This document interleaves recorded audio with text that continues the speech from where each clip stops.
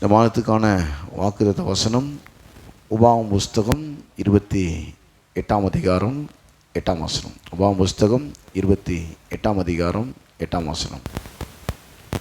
கர்த்தர் உன் களஞ்சியங்களிலும் நீ கையிடும் எல்லா வேளையிலும் உனக்கு ஆசீர்வாதம் கட்டளையிடுவார். உன் தேவனாகிய கர்த்தர் உனக்கு கொடுக்கும் தேசத்திலே உன்னை ஆசீர்வதிப்பார். கிறிஸ்துவுக்குள் அன்பானவர்களே, இந்த மாதத்திற்கான வாக்குத்தத்த வசனமாக இந்த வார்த்தையை தேவன் நமக்கு கொடுத்திருக்கிறார். இங்கே நாம் பார்க்கும்போது கர்த்தர் உன் களஞ்சியங்களிலும், களஞ்சியங்கள் என்று சொல்லும்போது அந்த நாட்களிலே தானிய கிடங்குகளை களஞ்சியம் என்று சொல்லுவார்கள். நிறைய அறுவடை அறுத்து அதை சேகரித்து வைக்கக்கூடிய ஒரு மிகப்பெரிய தானிய கிடங்கு, குடோன்.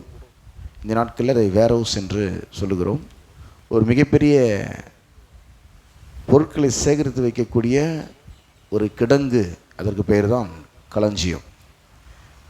இந்த வேதவசனத்தை இந்த நாட்களுக்குண்டான அர்த்தத்திலே வாசிக்கும் போது, இப்பொழுது யாரும் பெரிய குடோன்லலாம் பணத்தை சேர்த்து வைக்கிறதில்ல. நம்ம என்ன பண்ணுறோன்னாக்கா, அதை அக்கௌண்ட்டில் போட்டு அதை பணமாக வச்சுருக்கிறோம். ஆக கர்த்தர் உன் களஞ்சியங்களிலும் என்று சொல்லும்பொழுது நம்முடைய பேங்க் அக்கௌண்ட்டில் அந்த அர்த்தத்தில் நாம் அதை எடுத்துக்கணும். கர்த்தர் உன் களஞ்சியங்களிலும். இரண்டாவது, நீ கையிடும் எல்லா வேளையிலும். ஃபஸ்ட்டு நம்முடைய அக்கௌண்ட்டை கர்த்தர் என்ன பண்ணுறாராம், நம்முடைய அக்கௌண்ட்டை கர்த்தர் ஆசீர்வதிக்கிறார். அது பிறகு நாம் எந்த வேலையிலே நாம் செய்தாலும், நாம் கையிட்டு செய்கிற எல்லா வேளையிலும், அது எந்த வேலையாக இருக்கட்டும், நீங்கள் கையிட்டு செய்கிற எல்லா வேளையிலும் என்ன பண்ணுறாராம் கர்த்தர், உனக்கு ஆசீர்வாதம் கட்டளையிடுவார். ஆசீர்வாதத்தை தேவன் நமக்கு கட்டளையிடுகிறார். உன் தேவனாகிய கர்த்தர் உனக்கு கொடுக்கும் தேசத்திலே உன்னை ஆசீர்வதிப்பார். பாருங்கள், அந்த காலத்தில் இஸ்ரவேலெல்லாம் சேர்ந்து ஒரு தேசமாக இருந்தாங்க. அது அவங்களுக்கு கொடுக்கப்பட்டதான ஒரு தேசம். அதே வசனத்தை பார்த்தோன்னா 12ஆம் வசனத்தை வாசினா தெரியும். ஏற்ற காலத்தில் உன் தேசத்திலே மழை பெய்யும்னு சொன்னால், ஆபிரகாம் சந்ததிகள் மட்டும் ஒரு தேசத்தில் குடியிருந்தாங்க. அது இஸ்ரவேல் தேசம். மற்ற ஆபிரகாம் சந்ததியை சேராதவங்க மற்ற தேசத்தில் அவங்க இருந்தாங்க. அப்போ கர்த்தர் என்ன பண்ணுறாரு, அவன் உனக்கு கொடுக்கும் தேசத்தில்னு சொல்லும்போது அவங்க எங்கே இருக்கிறாங்களோ அங்கே ஆசீர்வாதத்தை கர்த்தர் கட்டளையிடுகிறார். ஏற்ற காலத்திலே உன் தேசத்திலே மழை பெய்யவும், நீ கையிடும் எல்லா வேளையிலும் ஆசீர்வதிக்கவும் கர்த்தர் உனக்கு தமது நல்ல பொக்கிஷசாலையாகிய வானத்தை திறப்பார். நீ அநேகம் ஜாதிகளுக்கு கடன் கொடுப்பாய், நீயோ கடன் வாங்காதிருப்பாய். அப்போ நாம் இங்கே பார்க்கும்போது ஒரு சரியான காலத்தில், ஒரு ஏற்ற காலத்தில் உன் தேசத்திலே நீ எங்கே இருக்கிற அந்த இடத்துல. அப்போ இன்றைக்கு பார்த்தீங்கன்னாக்கா எல்லா இடங்களும் ரட்சிக்கப்பட்ட தேவ பிள்ளைகள் இருக்கிறார்கள். ஒரு குறிப்பிட்ட நாட்டிலே, ஒரு குறிப்பிட்ட தேசத்திலே நமக்கு இல்லாமல் நாம் எல்லா இடத்திலும் இருக்கிறோம். இந்திய தேசத்தில் ரட்சிக்கப்பட்ட தேவ பிள்ளைகள் இருக்கிறார்கள். அமெரிக்க தேசத்தில் ரட்சிக்கப்பட்ட தேவ பிள்ளைகள் இருக்கிறார்கள். கொரிய தேசத்தில் ரட்சிக்கப்பட்ட தேவ பிள்ளைகள் இருக்கிறார்கள். ஆக ஒரு குறிப்பிட்ட அந்த இஸ்ரவேல் தேசத்தில் மாத்திரமில்லாமல் இந்த நாட்டிலே, இந்த காலகட்டத்திலே எல்லா இடங்களிலையும் ரட்சிக்கப்பட்ட தேவ பிள்ளைகள் இருக்கிறார்கள். ஆக இங்கே தேசம் என்று சொல்லும்போது ரட்சிக்கப்பட்ட தேவ பிள்ளைகள் எந்த இடத்துலலாம் இருக்கிறாங்களோ அந்த இடத்துல, அவங்க வேலை ஸ்தலத்தில் அவங்கள கர்த்தர் ஆசீர்வதிக்கிறார். தாளந்துகளை கொடுத்து, திறமைகளை கொடுத்து, வரங்களை கொடுத்து, அபிஷேகத்தை கொடுத்து, கர்த்தர் அதை செய்யும்படியான எல்லா எபிலிட்டியை கர்த்தர் கொடுத்து கர்த்தர் அவர்களை ஆசீர்வதிக்கிறார். வசனம் அப்படி சொல்லுகிறது. முதல்ல கர்த்தர் என்ன பண்ணுறாரோ, நம்முடைய பேங்க் பேலன்ஸ் ஆசீர்வதிக்கிறார். கர்த்தர் உன் களஞ்சியங்களிலும். இரண்டாவது, நீ கையிடும் எல்லா வேளையிலும், நீ எந்த வேலையெல்லாம் செய்கிறியோ அந்த எல்லா வேளையிலும் உனக்கு ஆசீர்வாதம் கட்டளையிடுவார். உன் தேவனாகிய கர்த்தர் உனக்கு கொடுக்கும் தேசத்தில், உனக்கு கொடுத்த வேலையில், உனக்கு கொடுத்த ஊழியத்தில், உனக்கு கொடுக்கப்பட்ட இடத்துல கர்த்தர் என்ன பண்ணுறாராம், ஆசீர்வாதத்தை கட்டளையிடுகிறார். கர்த்தர் ரொம்ப நல்ல தேவனாக இருக்கிறார். பாருங்கள், ஆசீர்வாதத்தை நமக்கு கட்டளையிடுகிறார். நமக்கு ஆசீர்வதிக்கிற தேவனாய் அவர் நமக்கு இருக்கிறார். நல்ல தேவன் அவர். இந்த கர்த்தருடைய ஆசீர்வாதம் என்ன பண்ணுமா, நமக்கு அளவுக்கு அதிகமான ஐஸ்வர்யத்தை நம்முடைய வாழ்க்கையிலே கொண்டு வந்து கொடுக்கும் என்று நீதிமொழி புஸ்தகம் 10ஆம் அதிகாரம் 22ஆம் வசனத்திலே நாம் வாசிக்கிறோம். கர்த்தரின் ஆசீர்வாதமே ஐஸ்வர்யத்தை தரும். இப்போ களஞ்சியத்தில் நிறைய பேங்க் பேலன்ஸ் ஏறணும், பணம் அதிகமாகணும், அது கர்த்தருடைய ஆசீர்வாதம் வேணும். அது கர்த்தருடைய ஆசீர்வாதமே ஐஸ்வர்யத்தை தரும். அதனோட அவர் வேதனையை கூட்ட மாட்டார். நிறைய பேர்கிட்ட பணம் இருக்கும், ஆனால் கூட வேதனையும் இருக்கும். ஆனால் கர்த்தர் கொடுக்குற ஐஸ்வர்யத்தில் வேதனை இருக்காது, அதில் ஆசீர்வாதம் மட்டும்தான் இருக்கும், சந்தோஷம் மட்டும்தான் இருக்கும், சமாதானம் மட்டும்தான் இருக்கும். கர்த்தரின் ஆசீர்வாதமே ஐஸ்வர்யத்தை தரும், அதனோடு அவர் வேதனையை கூட்டார். அப்போ எது ஐஸ்வர்யத்தை நமக்கு தருகிறது என்று நாம் இங்கே பார்க்க வேண்டும். கர்த்தர் நம்முடைய களஞ்சியங்களிலும் நம் கையிடும் வெள்ளாவளிலும் நமக்கு ஆசீர்வாதத்தை தராருன்னா அந்த ஆசீர்வாதம் தான் என்ன கொடுக்குது? ஐஸ்வர்யத்தை கொடுக்குது. ஐஸ்வர்ய ஆசீர்வாதத்தை தரல, ஆசீர்வாதம் தான் ஐஸ்வர்யத்தை தருகிறது. அப்போ அந்த ஆசீர்வாதம் எங்கே இருக்குது அப்படின்னு பார்த்தீங்கன்னாக்கா, எபேசியர் 1:3 நம்முடைய கர்த்தராகிய இயேசு கிறிஸ்துவின் பிதாவாகிய தேவனுக்கு ஸ்தோத்திரம், அவர் கிறிஸ்துவுக்குள் உன்னதங்களிலே ஆவிக்குரிய சகல ஆசீர்வாதத்தினாலும் நம்மை ஆசீர்வதித்திருக்கிறார். அப்போ ஆசீர்வாதம் ஐஸ்வர்யத்தை தருது. கர்த்தர் உன் களஞ்சியங்களிலும் நீ கையிடும் எல்லா வேளையிலும் உனக்கு ஆசீர்வாதத்தை கர்த்தர் கட்டளையிடுகிறார், கர்த்தர் உனக்கு ஆசீர்வாதத்தை தருகிறார் என்று நாம் வாசிக்கும் பொழுது இந்த ஆசீர்வாதம் தான் பணத்தை கொடுக்குது. கர்த்தரின் ஆசீர்வாதமே ஐஸ்வர்யத்தை நமக்கு தரும். அப்போ ஆசீர்வாதத்தில் தான் எல்லாமே வருதுன்னா இந்த ஆசீர்வாதம் எங்கே இருக்குது அப்படின்னு பார்த்தீங்கன்னா, எபேசியர் 1:3 வாசித்தோம், அது கிறிஸ்துவுக்குள்ளே இருக்குது. எங்கே இருக்குது? அவர் கிறிஸ்துவுக்குள் ஆவிக்குரிய. அந்த ஆவிக்குரிய அப்படின்ற வார்த்தை பார்த்தீங்கன்னாக்கா தேவனுடைய வார்த்தையின் மூலமாக என்கிற அர்த்தத்திலே வருகிறது. ஏன்னா தேவனுடைய வார்த்தை ஆவியாகவும் ஜீவனாகவும் இருக்கிறது என்று யோவான் 6:63 நாம் அதை வாசிக்கிறோம். அப்போ இந்த ஆவிக்குரிய சகல ஆசீர்வாதம்னா தேவனுடைய வார்த்தையில் ஆசீர்வாதம் இருக்குது, தேவனுடைய வார்த்தையில் கையின் பிரயாசத்திலே ஆசீர்வாதம் இருக்குது, தேவனுடைய வார்த்தையிலே நம்முடைய களஞ்சியங்களே ஆசீர்வாதம் இருக்குது. கிறிஸ்து வார்த்தையாக இருக்கிறார். ஆக எல்லா வாக்குத்தத்தங்கள்லாம் கிறிஸ்துவுக்குள்ள நமக்கு ஆமென்றும் ஆமென் என்றும் இருக்கிறது. அப்போது கர்த்தர் என்ன பண்ணுறாராம், நீ கர்த்தர் உன் களஞ்சியங்களிலும் நீ கையிடும் எல்லா வேளையிலும் உனக்கு என்ன பண்ணுறாராம்? ஆசீர்வாதத்தை கட்டளையிடுவார். உன் தேவனாகிய கர்த்தர் உனக்கு கொடுக்கும் தேசத்திலே உன்னை ஆசீர்வதிப்பார். உபாகம் 28:8 அதான் அந்த மாதத்துக்கான வாக்கு தத்துவம். கர்த்தர் உன் களஞ்சியங்களிலும் நீ கையிடும் எல்லா வேளையிலும் உனக்கு ஆசீர்வாதம் கட்டளையிடுவார். இன்றைக்கு ஒருவேளை உங்களுடைய அக்கௌண்ட்டில் ஒன்றும் உங்கள் தேவையை சந்திக்கக்கூடிய அளவுக்கு பணம் இல்லாமல் இருக்கலாம், ஒரு நீங்கள் செய்கிற வேலையில் ஒரு பெரிய வளர்ச்சி இல்லாமல் இருக்கலாம். ஆனால் இந்த வேதவசனம் சொல்லுது, தேவனுடைய வார்த்தை சொல்லுகிறது, எப்போ ஒரு சூழ்நிலை இருக்கும்போது அதுக்கு ஏறு மாதிரி தான் தேவனுடைய வார்த்தை இருக்கும். அந்த வார்த்தையை நீங்கள் விசுவாசித்தீங்கன்னா அந்த சூழ்நிலை மாறிடும். இன்றைக்கி பேங்க் பேலன்ஸ் இல்லாமல் இருக்கலாம், கம்மியாக இருக்கலாம், அக்கௌண்ட்டில் பணம், உங்கள் தேவைகள் ஒருவேளை அதிகமாக இருக்கலாம். ஆனால் வேதவசனம் சொல்லுது, கர்த்தர் உன் களஞ்சியங்கள்னா அவனுடைய பேங்க் பாஸ்புக்கில் உன்னுடைய அக்கௌண்ட்டில் அதை கர்த்தர் ப்ளஸ் பண்ணுறாராம். அப்போ தான் அவனுக்கு எல்லாமே இருக்கும். அக்கௌண்ட்டையும் ப்ளஸ் பண்ணிடுறார், செய்கிற வேலையும் ப்ளஸ் பண்ணிடுறார். அப்போ குறைவு இருக்கிறது வாய்ப்பே இல்லை. கர்த்தர் உன் களஞ்சியங்களிலும் நீ கையிடும் எல்லா வேளையிலும் உனக்கு ஆசீர்வாதம் கட்டளையிடுவார். உன் தேவனாகிய கர்த்தர் உனக்கு கொடுக்கும் தேசத்திலே என்ன பண்ணுவாரா? உன்னை ஆசீர்வதிப்பார். 2 கொரிந்தியர் 1:20 வாசிக்கிறோம், எங்களால் தேவனுக்கு மகிமை உண்டாகும்படி தேவனுடைய வாக்கு தத்தங்கள் எல்லாம் கிறிஸ்துவுக்குள் ஆமென்றும் அவருக்குள் ஆமேன் என்றும் இருக்கிறதே. அப்போது ஆசீர்வாதம் ஐஸ்வர்யத்தை கொண்டு வருது. இந்த ஆசீர்வாதம் எங்கே இருக்குது? கிறிஸ்துவுக்குள் இருக்குது. இந்த கிறிஸ்துவுக்குள்ளே தான் எல்லா வாக்கு தத்தங்களும் ஆமென்றும் ஆமேன் என்றும் இருக்கிறது. ஏன்னா அந்த ஐஸ்வர்யம் கனலாம் பார்த்தீங்கன்னாக்கா அவராலே வருகிறது என்று 1 நாளாகமம் 29:12 வாசிக்கிறோம். ஐஸ்வர்யமும் கனமும் உம்மாலே வருகிறது. ஐஸ்வர்யமும் ஒரு மதிப்பு, மரியாதை, உயர்வு, அளவுக்கு அதிகமான ஐஸ்வர்யம் அது கர்த்தர் மூலமாக தேவனுடைய பிள்ளைகளுக்கு வருகிறது. ஐஸ்வர்யமும் கனமும் உம்மாலே வருகிறது. தேவரீர் எல்லாவற்றையும் ஆளுகிறவர், உம்முடைய கரத்திலே சத்துவமும் வல்லமையும் உண்டு, எவரையும் மேன்மைப்படுத்தவும் பலப்படுத்தவும் உம்முடைய கரத்தினால் ஆகும்.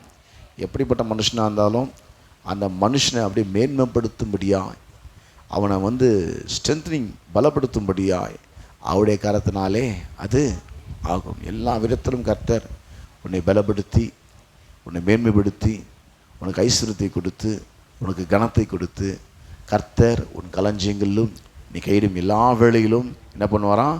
உனக்கு ஆசீர்வாதம் கட்டளையிடுவார். இப்போ இதெல்லாம் நமக்கு உண்டாகணுன்னாக்கா பார்த்தீங்கன்னாக்கா வேதவசம் சொல்லுது கர்த்தரை நம்ம கனம் பண்ணணும் முதல்ல இந்த ஐஸ்வர்யம் வர்றதுக்கு.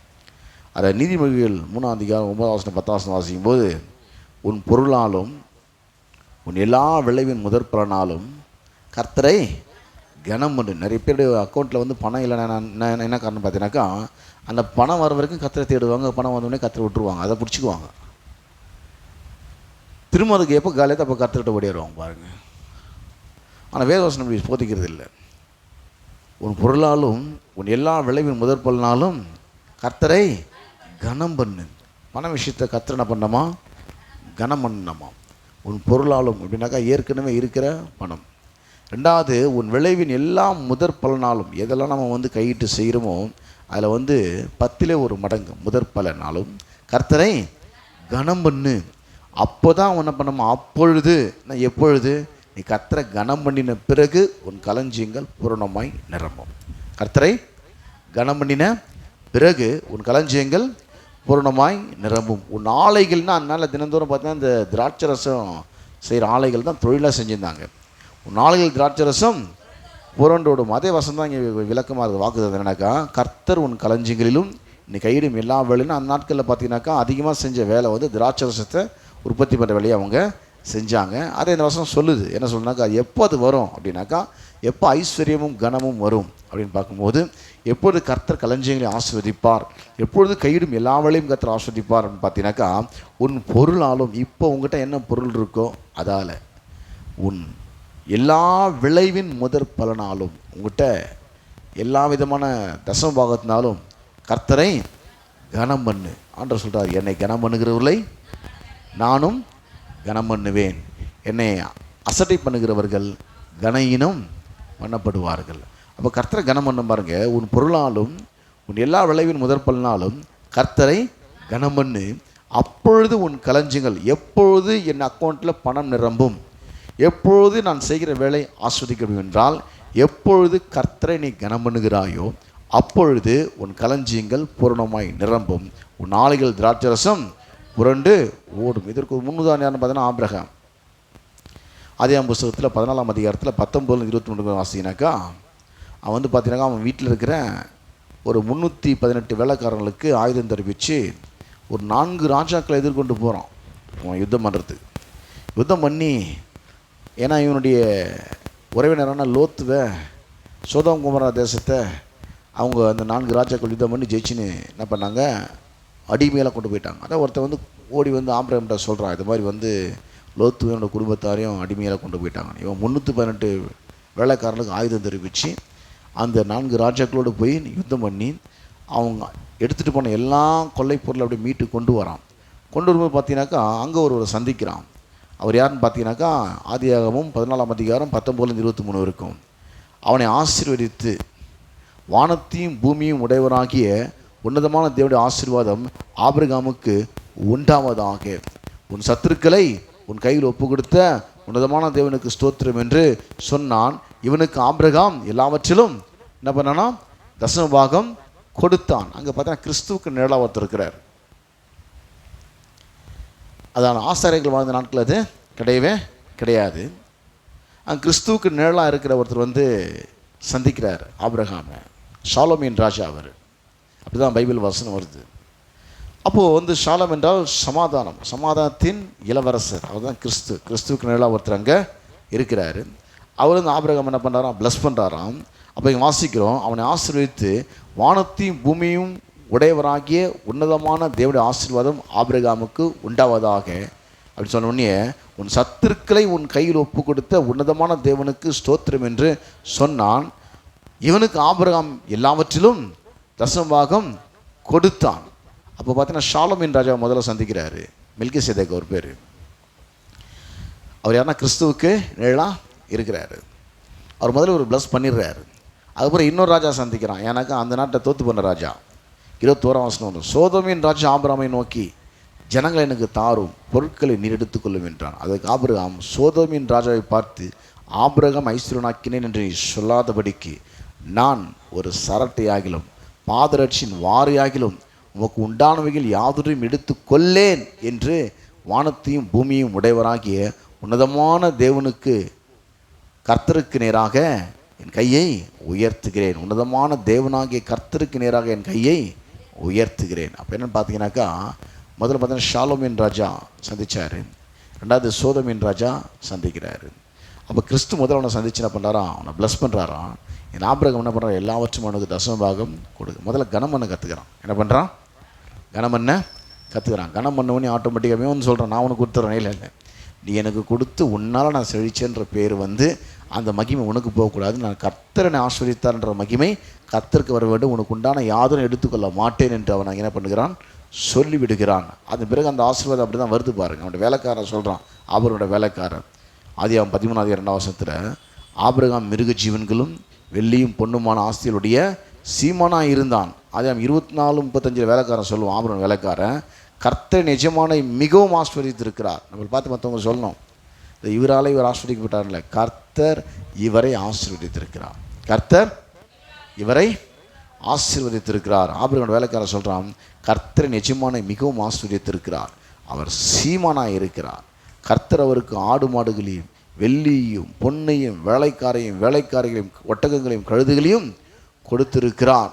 அப்போ இங்கே சொல்லப்படும்போது பார்த்தீங்கன்னாக்கா, இந்த ஆபிரகாமுக்கு மாத்திரமல்ல, இந்த ஆபிரகாமுக்கு உண்டான ஆசீர்வாதம் கிறிஸ்தியஸின் மூலமாக ஆபிரகாம் வம்சத்தை சாராத எல்லா மக்களுக்கும் பிரஜாதிகளுக்கும் வரும்படியாக கல்வாரியில் உள்ள இயேசு கிறிஸ்து நமக்காக மரித்தார். யாரெல்லாம் இயேசுக்கு சொந்த ரட்சகர் தேவனை ஏற்றுக்கொள்கிறோமோ அவங்க எல்லோரும் ஆபிரகாம் சந்ததிகளாக கருதப்படுகிறார்கள். ஆக ஆபிரகாம் கர்த்தரை கனம் பண்ணினான். கர்த்தரை நாம் கனம் பண்ணும்போது இந்த ஆசீர்வாதம் எல்லாம் நம்முடைய வாழ்க்கையிலே வருவதில் கர்த்தரை கனம் பண்ணணும். கர்த்தர் உன் களஞ்சியங்களிலும் நீ கையிடும் எல்லா வேளையிலும் உனக்கு ஆசீர்வாதம் கட்டளையிடுவார் என்று இந்த மாதத்தின் வாக்குத்தத்தமாக சொல்கிறது. அப்போ நாம் செய்கிற எல்லா வேலைகளையும் கர்த்தர் ஆசீர்வாதத்தை கட்டளையிடுகிற தேவனாக இருக்கிறார். நம்முடைய களஞ்சியங்களே கர்த்தர் ஆசீர்வாதத்தை கட்டளையிடுகிற நல்ல தேவனாக இருக்கிறார். அதுக்கு முதலாவது கர்த்தரை கனம் பண்ண வேண்டும். ரெண்டாவது பார்த்தீங்கன்னாக்கா, கர்த்தருடைய ஊழியக்காரனையும் கனம் பண்ணணும். என்ன பண்ணணும், கர்த்தருடைய எந்த இடத்துலாம் கர்த்தருடைய ஊழியக்காரனை கனம் பண்ணாலும் அவன் ஆஸ்வதிக்கப்பட்டிருக்கிறான். அடிமையாக கொண்டு வரப்படுறான். யார், யோசேப்பு. அப்போ அவனை ஒருத்தன் விலை கொடுத்து வாங்குறான், இஸ்மவேலர். அவன் இன்னொருத்தர்கிட்ட விற்றுட்டு போயிட்டான். யார்கிட்ட, எகிப்தின்கிட்ட விற்றுட்டு போயிட்டான். போர்த்திபார்னு சொல்லப்படுதான ஒரு மனுஷங்கிட்ட விற்றுட்டு போயிட்டான். இப்போது ஒரு வீட்டில் வந்து அடிமையாக அவன் கொண்டு வரப்படுறான். அவனோட கர்த்தர் இருக்கிறாரு, அவன் கர்த்தரை ஊழியக்காரன்றதை இவன் பார்த்த உடனே இவன் என்ன பண்ணுறான்னா, எல்லாவற்றையும் அவனுடைய கரங்களை ஒப்பு கொடுத்துட்டு அவனுக்கு கொடுக்க வேண்டிய மரியாதை அவன் கொடுக்க ஆரம்பித்தான். ஊழியக்காரனுக்கு விசுவாசிகள் இன்றைக்கு வந்து பொருளாதார நிலையிலே நலிவுற்றிருக்கிறார்கள், குறைவுபட்டிருக்கிறார்கள், செய்கிற வேளையில் ஆசீர்வாதம் இல்லை என்றால் அதுக்கு முதல் காரணம் தன்னுடைய தசமபாகத்தினாலே கர்த்தரை அவர்கள் கனம் பண்ணுவது இல்லை. உன் பொருளாலும் உன் எல்லா விளைவின் முதற்பொருளினாலும் கர்த்தரை கனம் பண்ணு. கனம் பண்ணும்போது கர்த்தனை பண்ணுறான், அப்பொழுது உன் களஞ்சியங்கள் பூரணமாய் நிரம்பும். அக்கௌண்ட்டில் பணம் வந்துக்கினே இருக்கும், எங்கேருந்து வரணும் உனக்கே தெரியாது. வேலையிலேருந்து மட்டும் சம்பளம் வராது, பல வழியில் அக்கௌண்ட்லேருந்து பணம் வந்துக்கினே உன் களஞ்சியங்கள் பூரணமாய் நிரம்பும். உன் ஆலைகள்னால் நீ செய்கிற வேலைகளில், உன் ஆலைகளில் திராட்சரசம் செய்கிற வேலை ரொம்ப அபரிவிதம் ஆஸ்வதிக்கப்பட்டுக்கிட்டே இருக்கும். அதில் ஒரு வருமானம் வந்துக்கினே இருக்கும். வேலையில் மட்டும் இல்லை, பல விதத்தில் உனக்கு ஆசீர்வாதம் வருது. முதல்ல கர்த்தரை கனம் பண்ணணும். ரெண்டாவது என்ன பண்ணுமா, கர்த்தருடைய ஊழியக்காரனை கனம் பண்ணணும். அவன் பார்க்கும்போது அடிமை தான் தெரிகிறான். அவன் அடிமை நடத்தில் அவனுடைய தோற்றத்தை வைத்து அவனை அவன் எடைபோடவில்லை. அவன் மேல் இருக்கிற அழைப்பை வைத்து அவனை அவன் கனம் பண்ண ஆரம்பித்தான். யார் என்றால் போர்த்திபார். ஆதியாகமம் 39 5 நாம் அதை வாசிக்கிறோம். அவனை தன் வீட்டுக்கும் தனக்குண்டான எல்லாவற்றுக்கும் விசாரணைக்காரனாக்கினது முதற்கொண்டு கர்த்தர் யோசேப்பின் நிமித்தம் அந்த எகிப்தின் வீட்டை ஆசீர்வதித்தார். இன்றைக்கு அநேக உலக மக்கள் ஆஸ்வதிக்கப்பட்டிருப்பது காரணம் என்னவென்று சொன்னால், விசுவாசிகள் கூட ஊழியக்காரனை சரியாக கனம் பண்ணுவது இல்லை. ஆனால் உலக மக்கள் அவனை கனம் பண்ணுகிறார்கள். உலக மக்கள் அவனை கனம் பண்ணுகிறார்கள். இஸ்ரவேலரை ஆஸ்வதிப்பதே கர்த்தருக்கு பிரியம். இங்கே யார் வீட்டை கர்த்தர் ஆஸ்வதிக்கிறார்? எகிப்தின் வீட்டை கர்த்தர் ஆசீர்வதிக்கிறார். ஏன் எகிப்தின் வீட்டை கர்த்தர் ஆஸ்வதிக்கிறார்? இஸ்ரவேல் ஆஸ்வதித்தானே கர்த்தருக்கு பிரியம். ஏன் நம்ம வீட்டை கர்த்தர் ஆஸ்வதித்தார் என்று சொன்னால், அந்த எகிப்தினாகிய போர்த்திபார் ஊழியக்காரனை கனம் பண்ண வேண்டிய விதத்திலே, யோசேப்பை கனம் பண்ண வேண்டிய விதத்திலே தன் வீட்டில் உள்ள எல்லாவற்றையும் அவனுடைய கரங்களை ஒப்புவித்து அவனை கனம் பண்ணினான், அவனை மரியாதை நடத்தினான். அந்த வசனம் இப்படி சொல்கிறது, அவனை தன் வீட்டுக்கும் தனக்குண்டான எல்லாவற்றுக்கும் விசாரணைக்காரனாக்கிறது முதற்கொண்டு. அந்த டைம்லேருந்து எப்போது அவனை ஒரு பெரிய உயர்ந்த ஸ்தானத்தில் வச்சானோ, அந்த யோசேப்பை எப்போ அந்த போர்த்திபான் தன்னுடைய வீட்டில் உயர்ந்த ஸ்தானத்தை வச்சானோ அந்த டைம்லேருந்து இப்போ நல்லா புரிஞ்சுங்க, ஆசீர்வாதம் எப்பொழுது வரும், எப்பொழுது களஞ்சியம் ஆஸ்வதிக்கப்படும், எப்பொழுது வேலை செய்ய ஆஸ்வதினா கர்த்தரை கனம் பண்ணு அப்பொழுதுன்னு வரும். ரெண்டாவது ஊழியக்காரனை கனம் பண்ணு அந்த டைம்லேருந்து, அப்படி தான் அந்த வசனம் வருது. அவனை தன் வீட்டுக்கும் தனக்கு உண்டான எல்லாவற்றுக்கும் விசாரணைக்கு ஆக்கினது முதற்கொண்டு அந்த டைம்லேருந்து கர்த்தர் யோசேப்பு நிமித்தமாக அந்த எகிப்தின் விட்டு ஆஸ்வதித்தார். அந்த டைம் இந்த ஆஸ்வதம் அப்படி ஸ்டார்ட் ஆகிடுச்சு. அவன் எப்போ ஊழியக்காரனுக்கு கொடுக்க வேண்டிய ஒரு கனத்தை மரியாதையை தேவ பிள்ளைகளும் உலக மக்களும் கொடுக்கிறார்களோ அந்த டைம்லேருந்து அவங்க ஆசீர்வாதத்தின் நேரம் ஸ்டார்ட் ஆகிடுது, ஆரம்பித்து விடுகிறது. அப்போ பார்த்தீங்கன்னாக்கா அது முதற்கொண்டு கர்த்தர் யோசேப்பின் நிமித்தம் அந்த ஊழியக்காரன் நிமித்தம் அந்த எகிப்தின் வீட்டை ஆசீர்வதித்தார். வீட்டிலும் வெளியிலும் அவனுக்கு உண்டானவைகள் எல்லாவற்றிலும் கர்த்தருடைய ஆசீர்வாதம் இருந்தது. யாருக்கு? எகிப்தினுடைய வீட்டிலே ஆசீர்வாதம் இருந்தது. முதல்ல கர்த்தரை கனம் பண்ணு தசம காணிக்கையினால. ரெண்டாவது கர்த்தரை ஊழியக்காரனுக்கு கொடுக்க வேண்டிய கனத்தை ஊழியக்காரனுக்கு கொடு.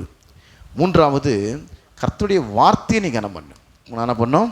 கர்த்தருடைய வார்த்தையை கனம் பண்ணு. இதே உபாகம் 28ஆம் அதிகாரம் 2ஆம் வசனத்தை வாசிப்போம், அதன் பிறகு 8ஆம் வசனத்தை வாசிப்போம். உபாகம் 28 அதிகாரத்தில் 2 அதன் பிறகு 8ஆம் வசனம். 2ஆம் வசனம் 8ஆம் வசனம். 2ஆம் வசனம் வாசிக்கிறேன். நீ உன் தேவனாகிய கர்த்தரின் சத்தத்துக்கு செவி கொடுக்கும் பொழுது எதுக்கு என்ன பண்ணோம்? ஒரு குறிப்பிட்ட சூழ்நிலையிலே உன் சொந்த இஷ்டத்தில் முடிவுகள் எடுத்துடாத, அடுத்த உன் பேச்சை கேட்டு முடிவுகள் எடுத்துடாத, தீர்மானங்கள் எடுத்துடாத. கர்த்தருடைய வார்த்தையை நீ கேட்டு அதன் அடிப்படையில் தீர்மானங்கள் எடு. என்ன பண்ணோம்? கர்த்தரின் சத்தத்துக்கு காது கொடுத்து கேட்கணும். நீ உன் தேவனாகிய கர்த்தரின் சத்தத்துக்கு செவி கொடுக்கும் பொழுது இப்பொழுது சொல்லப்படும் ஆசீர்வாதங்கள்லாம் உண்மையில் வந்து உனக்கு பலிக்கும். இப்போ 8ஆம் வசனம், கர்த்தர் உன் களஞ்சியங்களிலும் நீ கையிடும் எல்லா வேளையிலும் வாக்குத்தத்தம் உனக்கு ஆசீர்வாதம் கட்டளையிடுவார். உன் தேவனாகிய கர்த்தர் உனக்கு கொடுக்கும் தேசத்தில் உன்னை ஆசீர்வதிப்பார். அப்போ பார்த்தீங்கன்னாக்கா எந்த டைம்லேருந்துன்னு பார்த்தீங்கன்னா உன் தேவனாகிய கர்த்தரின் சத்தத்துக்கு செவி கொடுக்கும்போது, எப்போ வசனத்தை காது கொடுத்து கேட்டு அதன் அடிப்படையிலே உன் வாழ்க்கையை மாற்றிக்கொள்ள வேண்டும், அதை பேஸ் பண்ணி தீர்மானம் எடுக்க வேண்டும் என்ற நிலையிலே நீ வந்து விடுகிறாயோ அந்த நேரத்திலிருந்து உனக்கு ஆசீர்வாதம் உனக்கு ஆரம்பித்து விடுகிறது. நீ உன் தேவனாய கர்த்தரின் சத்தத்துக்கு செவி கொடுக்கும் பொழுது இப்பொழுது சொல்லப்படும் ஆசீர்வாதங்கள்லாம் உன்மேல் வந்து உனக்கு பலிக்கும். அது உதாரணம் யாருன்னு பார்த்தீங்கன்னா ஈசாக்கு. அவன் ஒரு பஞ்ச தேசத்தில் இருக்கிறான். ஆதியாகமம் 26ஆம் அதிகாரத்தில் அந்த ஒன்று சம்பவம் வருது. 2 வசனம் மட்டும் வாசிக்கிறேன். 12ஆம் வசனம் 13ஆம் வசனம். ஈசாக்கு அந்த தேசத்தில் விதவிதான். எந்த தேசத்தில்? எல்லாரும் தேசத்தை விட்டு வெளியே போயிடுறாங்க பஞ்சம் பழிக்கிறதுக்கு. ஆனால் கர்த்தர் சொல்கிறாரு, நீ இங்கே இருப்பா, இங்கேருந்து நீ போவானா, இந்த தேசத்தில் நீ வாசம் பண்ணு. அவன் பார்த்தீங்கன்னா அந்த தேசத்தில் அவன் இருக்கிறான், அந்த தேசத்தில் விதைக்கிறான். கர்த்தருடைய வார்த்தையை அவன் கனம் பண்ணுறான். கர்த்தருடைய வார்த்தையை என்ன பண்ணுறான்? அவன் கனம் பண்ணுறான், மதிக்கிறான். கர்த்தருடைய வார்த்தை கொடுக்க வேண்டிய மரியாதை, கர்த்தருடைய வார்த்தை காது கொடுத்து கேட்டது மாத்திரம் இல்லாமல் கர்த்தருடைய வார்த்தைக்கு கீழ்ப்படுகிறான். சில காது கொடுத்து கேட்பாங்க ஆனால் கீழ்ப்படிய மாட்டாங்க. அது பேர் கனம் பண்ணுறது இல்லை, கனவீனம் பண்ணுறது. காது கொடுத்து கேட்குறது எதுக்காக? வசனத்தின்படி செய்வதற்காக. காது கொடுத்து கேட்டது உன் இஷ்டத்தை நீ நடந்துக்கிறனாக்கா நீ புத்தி இல்லாத ஒரு மனுஷனாக இருக்கிற. மணல் மேல் வீட்டை கட்டின புத்தி இல்லாத மனுஷனை கர்த்தரை பண்ணுறாரா, உன்னை ஒப்பிடுகிறார். காது கொடுத்து கேட்டு அதன் அடிப்படையில் தீர்மானம் பண்ணால் கண்மல் வீட்டை கட்டின புத்தியில் ஒரு மனுஷனா நீ இருக்கிற. அங்கே எவ்வளோ சூறாவளிகள், எவ்வளோ புயல்கள், காற்று அதன் மேல் மோதி அடித்து வெள்ளம் வந்தாலும் அப்படியே ஸ்ட்ராங்காக நிற்கும். ஏன்னாக்கா கர்த்தருடைய வார்த்தையை கேட்டு அதன்படி தீர்மானம் எடுக்கிற மனுஷன் அப்படிப்பட்ட நல்ல நிலையிலே புத்தியில் ஒரு மனுஷனாய் அவன் இருக்கிறான். ஈசாக்கு அந்த தேசத்தை விதைக்கிறானாம். எப்போது கர்த்தர் எங்கே இருக்க சொன்னாரோ வசனத்தை கேட்டு அந்த இடத்துல இருந்து அங்கே விதைக்கிறான். கர்த்தரை ஆசீர்வதித்ததினால் அந்த வருஷத்தில் 100 மடங்கு பலன். எந்த வருஷத்தில் பஞ்சம் வந்துச்சோ அந்த வருஷத்தில் நீங்கள் செழிப்பு வருது. அவன் ஐஸ்வர்யனாகி வர வர விருத்தி அடைந்து மகா பெரியவனானான். அன்பானவர்கள், நான் சுருக்கமாக சொல்கிறேன். வசனத்தை வாக்குத்தத்தை வாசிச்சுட்டு திரும்ப வாக்குத்தத்தை வாசிப்போம். உபாகம் 28ஆம் அதிகாரம் 8ஆம் வசனம். கர்த்தர் உன் களஞ்சியங்களிலும், களஞ்சியம்னா உன்னுடைய பேங்க் அக்கௌண்ட்டில். ரெண்டாவது, நீ கையிடும் எல்லா வேலையிலும், நீ அது பிஸ்னஸ் தரலாம், அது அரசாங்க வேலையாக இருக்கலாம், அது ப்ரைவேட் கம்பெனியாக இருக்கலாம், அது என்ன வேணா இருக்கலாம், நீ கையிடும் எல்லா வேலையிலும் உனக்கு ஆசீர்வாதம் கட்டளையிடுவார். உன் தேவனாகிய கர்த்தர் உனக்கு கொடுக்கும் தேசத்திலே உன்னை ஆசீர்வதிப்பார். அன்றைக்கு இஸ்ரவேல் தேசத்தை அவன் கொடுத்துருந்தார். இப்போ அப்படி இல்லை. நம்ம கொடுத்துருக்கிற குடும்பத்திலே, நம்ம கொடுத்துருக்கிற வேலை ஸ்தலத்திலே, நம்ம கொடுத்துருக்கிற ஸ்தானத்திலே, நம்ம கொடுத்துருக்கிற ஊழியத்திலே, நம்ம கொடுத்துருக்கிற பதவியிலே, நம்ம கொடுத்துருக்கிற எல்லா நிலையிலும் கர்த்தர் நம்மை ஆசீர்வதிப்பார் என்று வேதவசனம் இங்கே சொல்லுகிறது. கர்த்தர் உன் களஞ்சியங்களிலும் நீ கையிடும் எல்லா வேளையிலும் உனக்கு ஆசீர்வாதம் கட்டளையிடுவார்.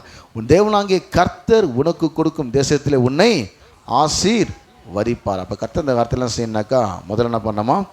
கர்த்தரை கனம் பண்ணும், ஆபிரகாம் போல. ரெண்டாவது, கர்த்தருடைய ஊழியக்காரனை கனம் பண்ணும், போர்த்திபார் யோசேப்பை கனம் பண்ணினது போல. மூன்றாவது, கர்த்தருடைய வார்த்தையை கனம் பண்ண வேண்டும், ஈசாக்கு கர்த்தருடைய வார்த்தையை கனம் பண்ணது போல.